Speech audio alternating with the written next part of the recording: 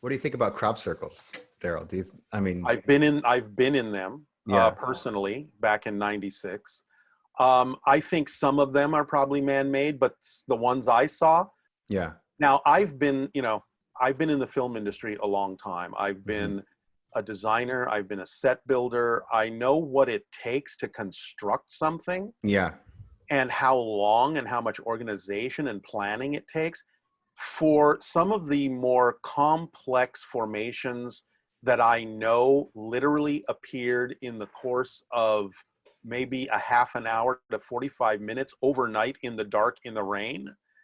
And they come out with, perfect geometry and complex interwoven Hmm. wheat stalks that are not even broken.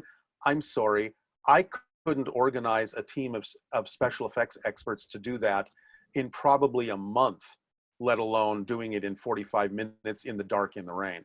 That's just not physically, humanly possible. So yes, are there some crop circles that are probably hoaxes and are man-made? Yes. But the more complicated ones, when you really look at every aspect that's involved in them, you had to have the ability to manipulate electromagnetic or energetic fields in such a way that, as far as I know, we don't possess that Right.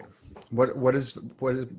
What does Bashar think that they're about? I mean, are they He has messages? Are said that they? it's a combination of things. He said sometimes different beings are involved, Hmm. and sometimes they can be physical beings, non-physical beings.